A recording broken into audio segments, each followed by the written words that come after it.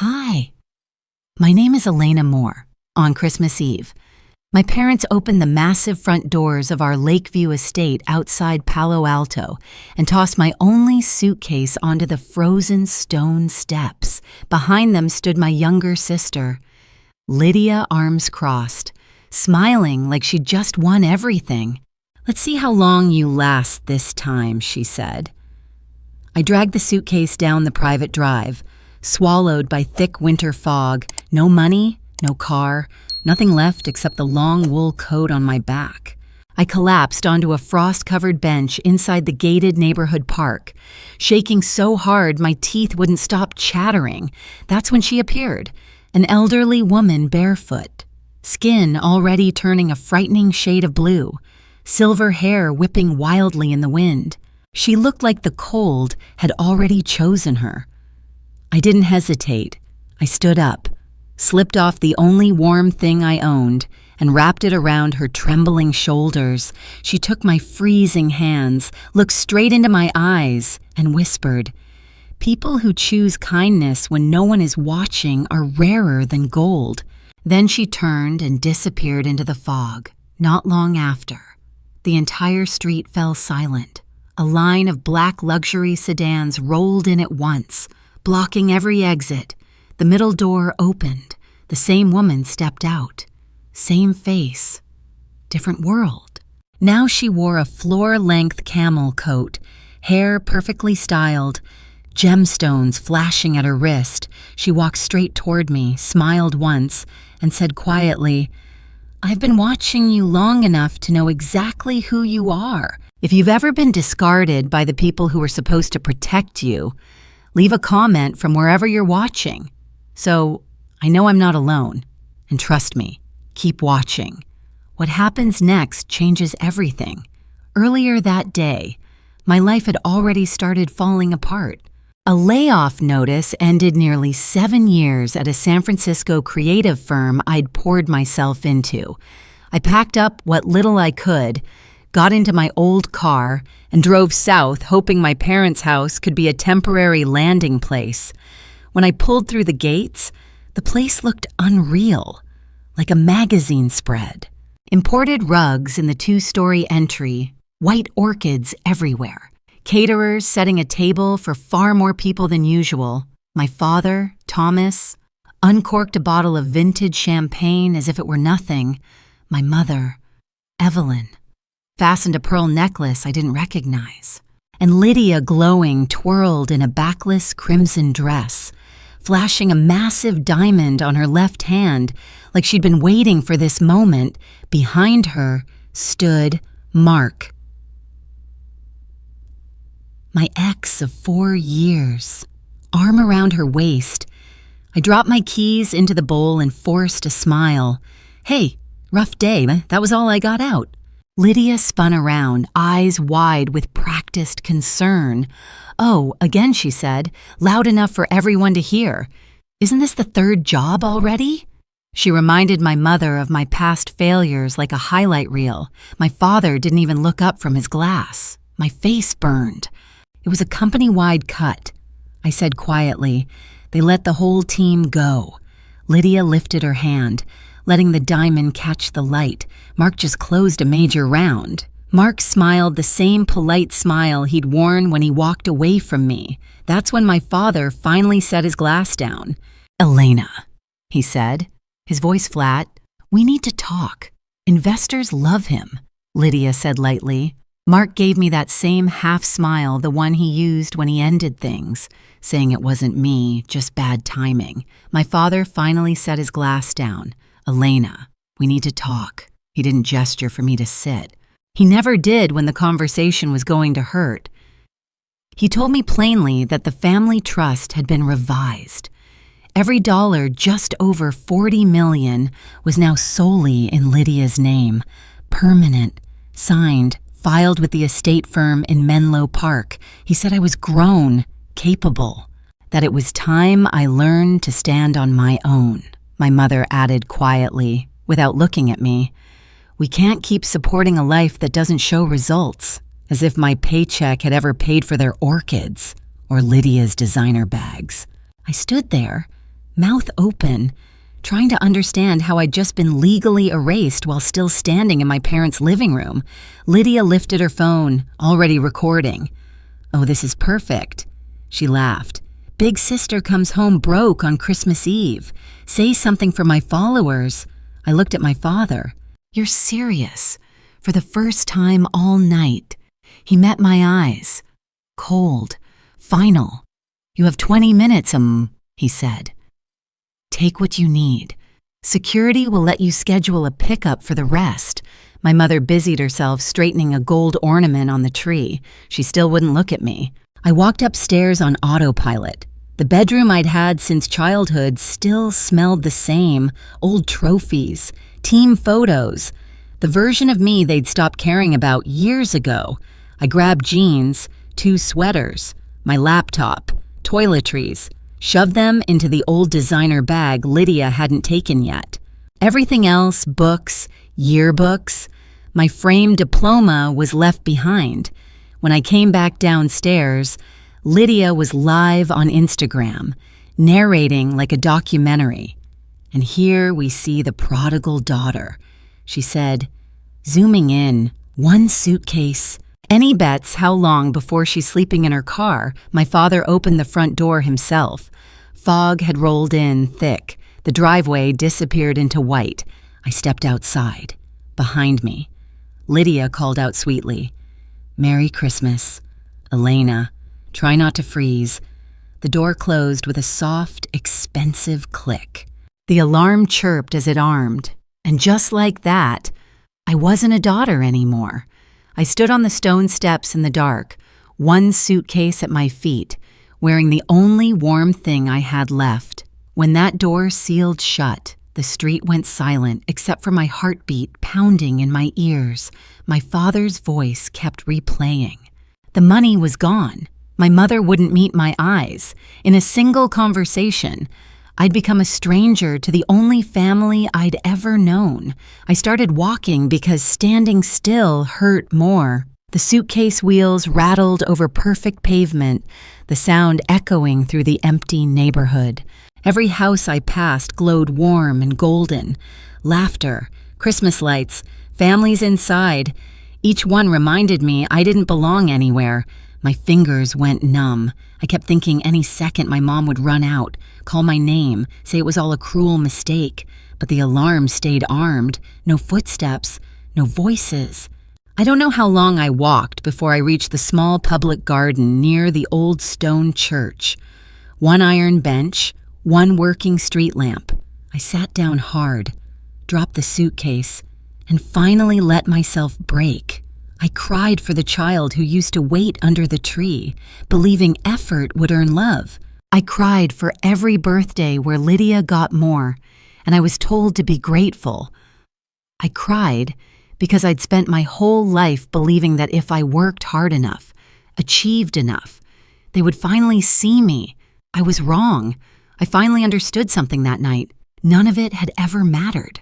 I wasn't disposable because I failed. I was disposable because I wasn't Lydia. The tears froze on my cheeks. I pulled my knees to my chest and stared at the concrete, trying to figure out how I was supposed to survive the night, let alone whatever came after it. That's when I heard it. The slow scrape of bare feet against pavement. I looked up. An elderly woman was moving toward the bench, shuffling carefully as if each step required permission from her body. Her silver hair hung loose and tangled, her thin shoulders hunched against the wind. Under the streetlight, her skin looked almost translucent. She stopped a few feet away, swaying slightly. In a voice rough from the cold, she asked, "Excuse me, do you know if any of the shelters still have space tonight? I've been walking up from South City.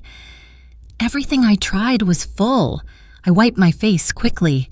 "I'm sorry. I don't have anywhere either." She studied me for a long moment, eyes sharp despite the exhaustion, then carefully lowered herself onto the bench beside me, leaving just enough space to be polite. We sat in silence as her breathing slowed. That's when I noticed her feet. Bare, already turning a dangerous shade of purple, creeping toward that chalky white that means something is very wrong. Something inside me broke open. Here was someone who had even less than I did, and she still asked instead of demanding. My self-pity felt suddenly embarrassing. Without a word, I stood up, slipped off the only thing keeping me warm, and draped it around her shoulders. She startled at first, then closed her eyes as the warmth settled in. Her thin, trembling hands pulled the fabric tighter. She turned toward me, tears shining in pale blue eyes. "What's your name?" "Dear Elena," I answered, my voice cracking. She repeated it softly, like it mattered. "Thank you." "Elena." Then she did something I'll never forget. She took both my icy hands in hers, squeezed once, and held my gaze. No words, just understanding passing quietly between two strangers who suddenly weren't strangers anymore. After a long moment, she let go, stood with new steadiness, and gave me the smallest smile. Then she walked away, slowly disappearing into the dark before I could even think to call after her. I sat back down alone, colder than I'd ever been, my teeth chattering so hard my jaw hurt, but for the first time since the door had closed behind me, the ache in my chest felt different, lighter, like giving away the last thing I had somehow gave me something back I didn't know I was missing. The motel room smelled like stale smoke and cheap disinfectant. I'd been staring at the same job listings for hours, applying to anything that paid enough to keep the lights on. When my phone rang, an unfamiliar number, Ms. Moore, a woman said.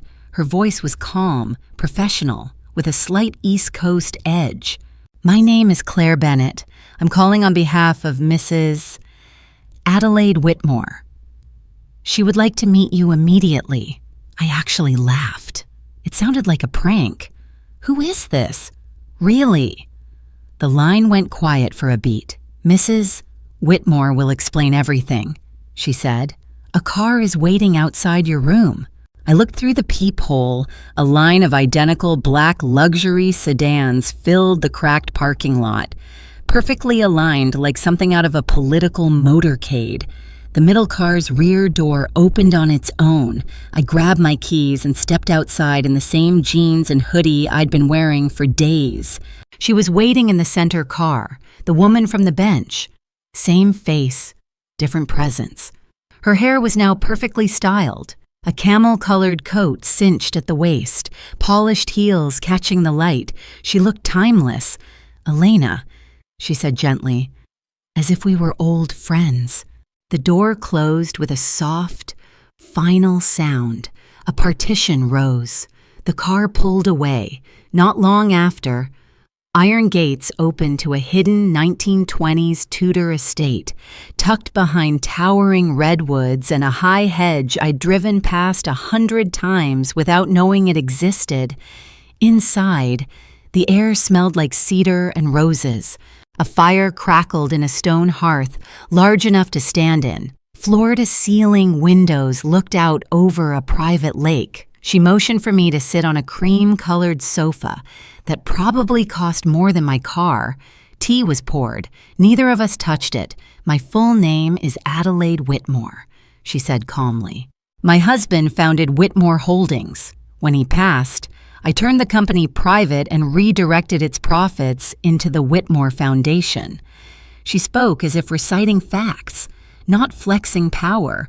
"We own or finance hundreds of millions of square feet of commercial property across the country. The foundation distributes just over $100 million a year." I just stared. My mind couldn't hold the numbers. She leaned forward slightly. "For decades. I've done the same thing every Christmas Eve," she said. "I leave my home with nothing.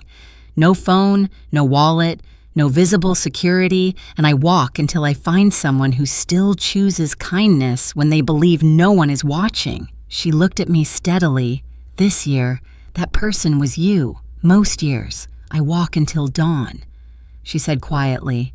And most years, I go home disappointed. She looked at me. This year, I found you. She explained that after I walked away from the bench. People I never saw plain clothes, trained to blend in, had kept their distance. They watched me check into a cheap motel using cash. They watched me eat vending machine dinners. They watched me apply to dozens of jobs in one sitting. They watched me cry alone in the shower. And they watched me never once try to find out who the homeless woman was. Never brag, never tell anyone. "You're the first person in more than a decade," she said softly, "who gave away the last thing keeping them warm without expecting anything in return." She turned toward the window, hands folded behind her back. "I don't have children. I don't have heirs." She continued, "When I'm gone, a board of strangers will decide how my life's work is used. I don't want that." She faced me again. "I want someone who knows what it feels like to be discarded to decide how we help the next person who gets left behind." Then she said it. "I'm offering you a room here, a salary, and a long apprenticeship." She paused. "If, at the end, you are who I believe you are, this foundation becomes yours to lead, not as a reward, as a responsibility." I opened my mouth, closed it, opened it again. Why me was all I could manage. Her eyes sharpened, not unkind, but fierce. "Because I know exactly what it feels like to sit on a freezing bench with nowhere to go," she said, "and still choose kindness." She told me her own father had done the same thing to her decades earlier. "I promised myself," she said, "that if I ever had the power, no one who chose right in that moment would be left lost." She extended her hand. "Elena Moore," she said, "will you come home with me?" I moved into the East Wing shortly after.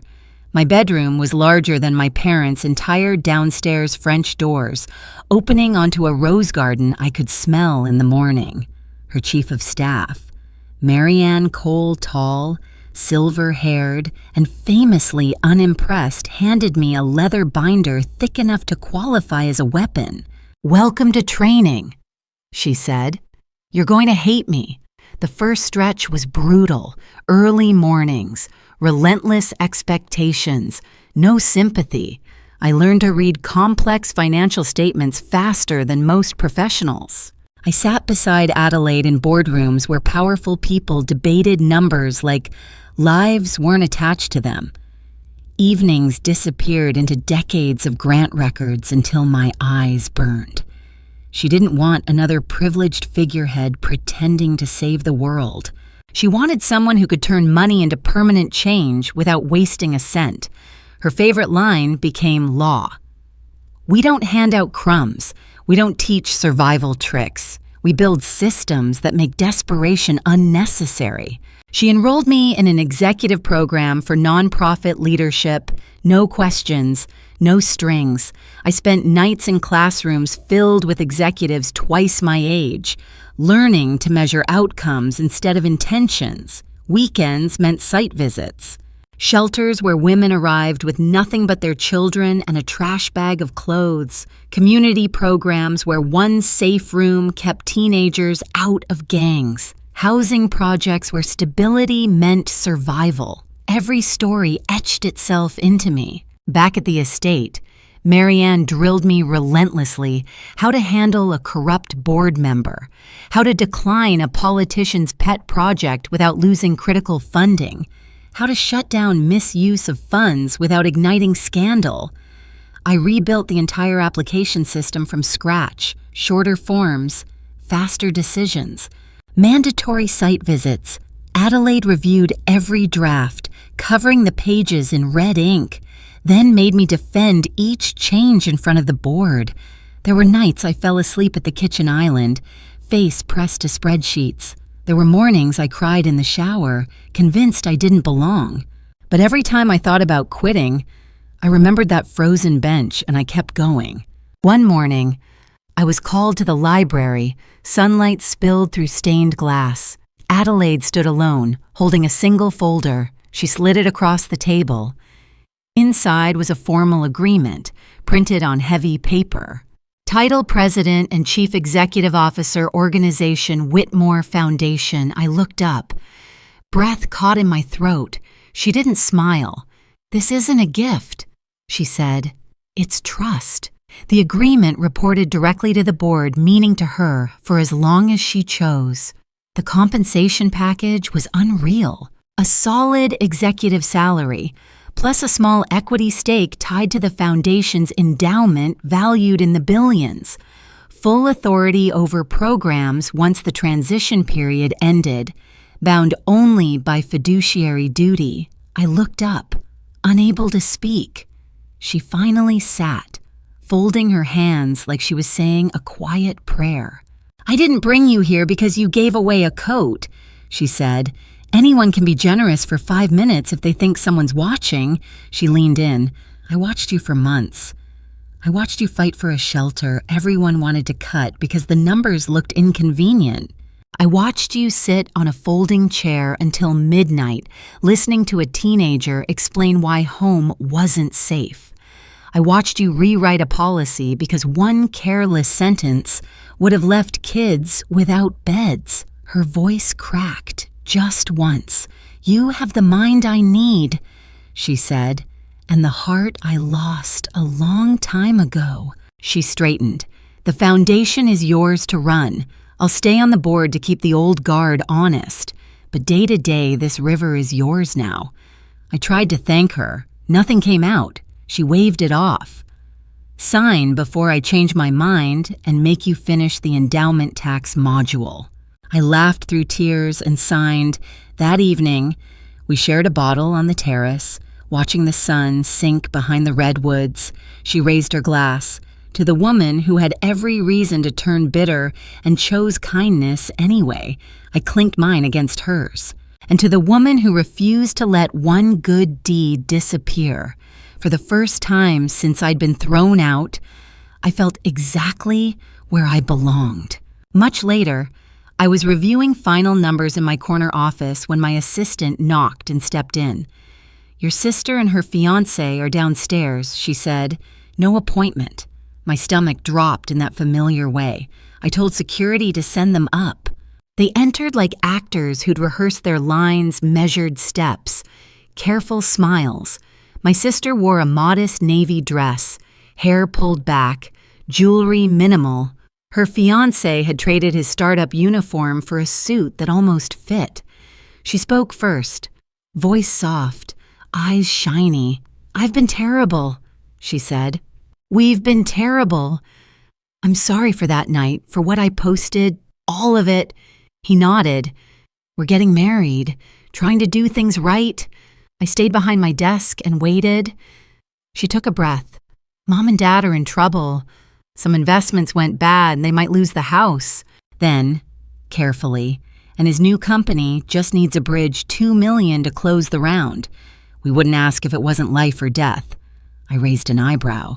"Which part is life or death, the mortgage, or your valuation?" He forced a chuckle. "Blood is blood. $2 million is nothing to the foundation." I leaned back. "What happened to the trust you took last winter?" She blinked. "We diversified. Crypto, a few angel deals." He jumped in. "Market downturn. It happens. Big firms lost billions." I opened the folder my assistant had placed on my desk, bank records, headlines, transaction trails, and turned it toward them. 87% gone, I said calmly, in under a year. Luxury cars, condo deposits, influencers paid to hype garbage. That's not a downturn. That's arson. Her mask cracked. "So you're really going to let our parents lose everything?" I pressed the intercom. "Security, please." He tried one last time. "Come on, you won't even miss it." 2 guards stepped in. I stood. "This foundation exists for people who never had a safety net, not for people who burned theirs and want mine. You're not getting a dime," I said. "Not today, not ever." She went red, already pulling out her phone as the guards took her arms. Downstairs, cameras were waiting. The clip went live, fast tears. Shaking voice. Accusations of a cold-hearted sibling. It exploded online. Then the internet did what it always does. Old classmates posted proof. Past videos resurfaced. A former nanny spoke up. The story flipped. The comments turned. A reporter found the startup deck mostly vapor. Investors vanished. Vendors canceled. The engagement announcement collapsed under its own weight. I didn't post a single word. That night, my assistant poured a small glass and nodded toward the window. Justice tastes better when you don't have to lift a finger. I raised the glass.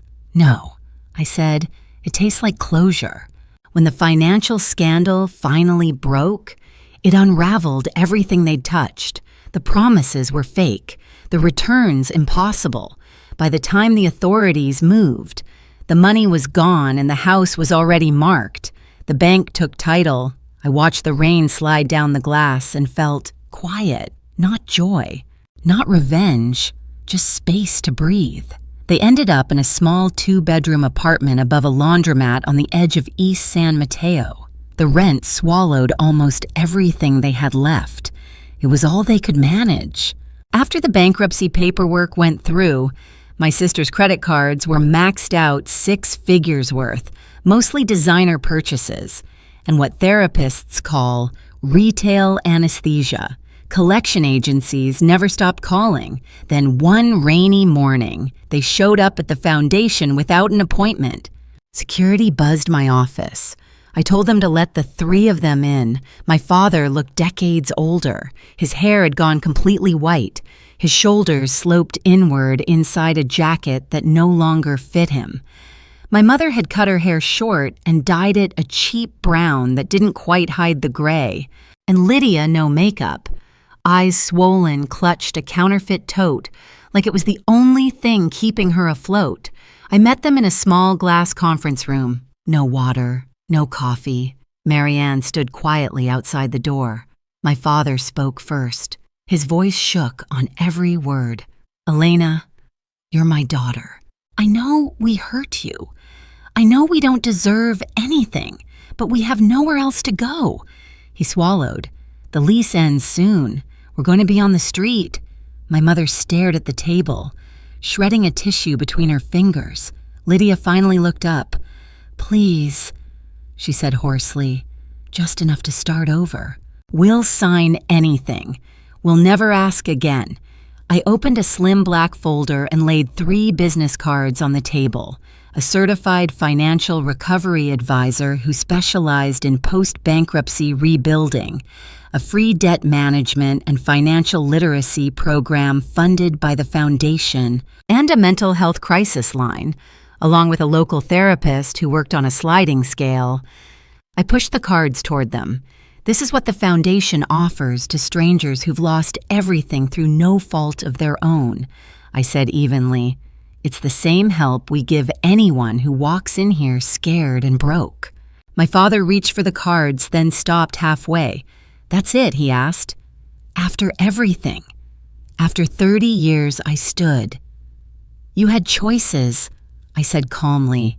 You chose to change the trust. You chose returns that sounded too good to be true. You chose silence when Lydia humiliated me for sport. I met his eyes. Those were your decisions, not mine.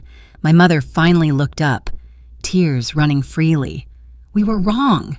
She said, We're so sorry. I held her gaze for the first time in years. I believe you're sorry now, I said, but sorry doesn't rebuild a life. Work does. Courage does. Taking responsibility does. Lydia broke down, loud and unfiltered. You're enjoying this, she sobbed. You want us to suffer. I walked to the door and held it open. No, I said quietly.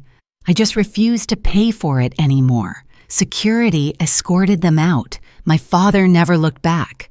My mother whispered one last apology as the elevator doors closed. Lydia cried the entire way down.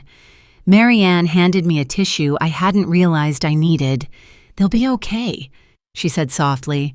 People who hit bottom either stay there or start climbing. You gave them the only ladder we're allowed to give. I nodded. watching the rain slide down the glass. For the first time, the ache in my chest was gone, not replaced by happiness, just space, room to breathe. On opening day, the sky hung low and metallic. The new Second Harbor campus rose like a promise kept 4 stories of glass and redwood wrapped around a courtyard already alive with movement. Children ran between planters of herbs and vegetables. Families gathered where walls used to be. Thousands filled the plaza future residents. Donors, city leaders, cameras from every major network. Even the governor was there, waiting to cut the ribbon. I stood just behind the stage, hands steady for the first time in a long while. This wasn't revenge. This was what came after survival. I stood backstage in a simple black suit, my heart pounding louder than the marching band warming up just beyond the curtains. Marianne squeezed my hand once firm, grounding. From the front row, Adelaide sat in winter white, elegant and still. She met my eyes and gave the smallest nod, not encouragement. Permission. This was the project I had bled for: 200 permanent supportive apartments, an on-site medical clinic, job training classrooms, a preschool, a rooftop farm that would feed the residents below. And one rule written into the foundation's bylaws, in ink that could never be erased: no one would ever be turned away for lack of paperwork. The mayor finished his remarks. Applause rolled through the plaza. When my name was called, the sound swelled into something almost physical. I walked to the podium. The microphone felt heavier than any legal document I had ever signed. I looked out at the sea of faces, families, volunteers, donors, city leaders, cameras balanced on shoulders, and near the back, almost hidden behind a concrete column, I saw them. My father in an old navy peacoat that hung loose on his frame. My mother clutching a paper cup of coffee like it might disappear if she loosened her grip. And Lydia, hair cut short, no designer armor, looking smaller than I'd ever seen her. I let the silence stretch. 3 full seconds. 1 year ago, I began. My voice steady. I was thrown out of the only home I'd ever known with 1 suitcase and nowhere to go. A ripple moved through the crowd. Cameras zoomed. That night, I learned what it feels like when the people who are supposed to catch you let you fall. I paused. But I learned something else on a freezing park bench. I lifted my eyes, scanning the faces. Real family isn't DNA. Murmurs spread. Real family is the stranger who chooses to see you when you're invisible. Real family is the hand that reaches for you when you have nothing left to give in return. I turned and gestured toward the building behind me. This is Second Harbor. Glass and redwood caught the light. 200 families will never again sleep in their cars because rent went up. Kids will never again do homework in the back seat because the power got shut off. And every single person who walks through those doors will hear the words I needed to hear that night. I leaned into the microphone. You are not disposable. You are not alone. You are home. The applause didn't come all at once. It started slow, then rose, crashing forward as people stood. Phones lifted like a constellation of light. I waited until the sound crested, then spoke again softer this time, forcing every microphone to lean in. Tonight, we open these doors for everyone who has ever been told they don't belong, especially those who were told that by the people who were supposed to love them most. I looked straight across the plaza at the 3 figures in the back. My father's shoulders shook. My mother covered her mouth. Lydia stared at the ground. I didn't smile. I didn't scowl. I simply held their gaze 1 heartbeat longer than comfort allows. Then I stepped away from the podium. The governor cut the ribbon. The band struck up. Children rushed forward with flowers, laughter spilling across the courtyard. Reporters shouted questions I didn't answer. I walked down the steps through a crowd that parted like water and headed for the main entrance. Behind me, my father took a step forward. Elena. I kept walking. Not fast, not slow, just forward. My mother reached out a hand that never touched me. Lydia opened her mouth, then closed it, and for the first time in her life, said nothing at all. I passed within a few feet of them without breaking stride. The glass doors slid open as I approached. Warm light spilled out onto the concrete. I crossed the threshold, and the doors closed behind me, not in anger, not in triumph, but in peace. Inside the building, the noise from outside faded into a soft, distant hum. Warm air wrapped around me, the smell of fresh wood, clean linen, and something earthy rosemary from the courtyard garden filled my lungs. Sunlight poured through tall windows, landing in quiet squares on the floor, where children's shoes were already lined up neatly by the door. This place was alive. Families were being shown to their new apartments. A woman laughed as she opened a cabinet that was finally hers. A man stood frozen in the doorway of a small bedroom, one hand pressed to his mouth, as if afraid the room might vanish if he breathed too hard. I walked slowly, letting it all sink in. Then I felt a small tug at my sleeve. I looked down. A little boy stood there, no more than 6 or 7, wearing a Spider-Man jacket 2 sizes too big. His hair was still damp, like he just washed up for the first time in a while. "Are you the lady who built this place?" he asked. His voice wasn't loud, just curious, honest. I knelt so we were eye to eye. "I'm one of them," I said gently. He nodded, serious, then held something out to me. A single yellow dandelion, the stem bent but unbroken. "For you," he said, "because my mom said we don't have to sleep in the car anymore." My throat tightened. I took the flower carefully, like it was something fragile and rare. "Thank you," I whispered. He smiled wide, unguarded, then ran off toward the courtyard, his footsteps echoing with laughter. I stood there for a moment, holding that small, imperfect flower, and finally let myself feel it. Not pride, not victory, peace. I thought about the girl I'd been standing in the cold with one suitcase, believing she was disposable because the people who raised her said so. And I understood something at last. Sometimes the most powerful ending isn't revenge. It's building a door that stays open for others and choosing not to walk back through the one that broke you. I placed the dandelion on the windowsill where the light could reach it. Then I turned and walked deeper into the building, into the future that had been waiting all along. If this story touched your heart, please subscribe to the channel and turn on notifications so you can stay with us for the stories to come. Thank you for watching all the way to the end. We truly appreciate you.